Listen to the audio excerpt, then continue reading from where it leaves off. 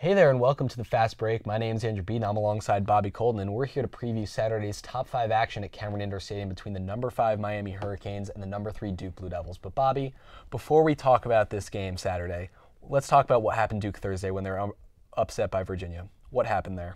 Essentially, Duke got zero production from that 4 spot. While Emil Jefferson and Josh Harrison have had their moments this year in Ryan Kelly's absence, neither of them stepped up and took advantage of that opportunity against Virginia. What Ryan Kelly really brings to this team is his defensive intensity, even though he's a very capable offensive player. Against Miami, Duke is going to need a lot more from Harrison and Jefferson in that facet of their game.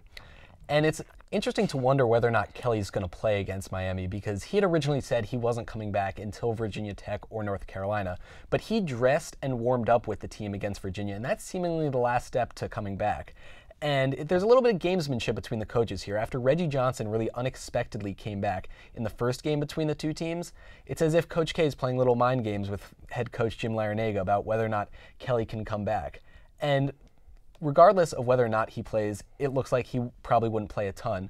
So what has to change between when Miami beat this team by 27? The most important thing for Duke is to get out to a hot start. We've seen it time and again on the road. Duke coming out slow, missing their shots, and then trying to come back and play catch-up all through the second half.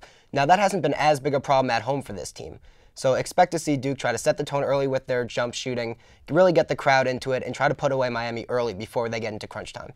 Yeah, and this is a Duke team that's beating teams at home by an average of 20 points per game. They haven't lost at home this year. And I think the one player who has to step up from that first game against the Hurricanes is senior guard Seth Curry, who went 0 for 10 from the field against them. But since then, he's been a man on fire. He's averaging 19.6 points per game in the last 10 games since that Miami loss, and he's really just embraced his role as a dynamic scorer in the offense. All right, Bobby. After all that aside, Duke lost by 27 last time, but it's at home this time. Who's winning it? Duke's going to win this one 75-65. They're coming off a bad loss at Virginia, and the way Miami handled them on the road earlier this season, they have a lot more to play for this time. I think it's going to be a little bit closer. I think it's 78-75, but I think the Blue Devils take it. I think between the loss to Virginia and getting embarrassed by Miami in Coral Gables, this Duke team has too much pride to go out there and not give this one a huge fight.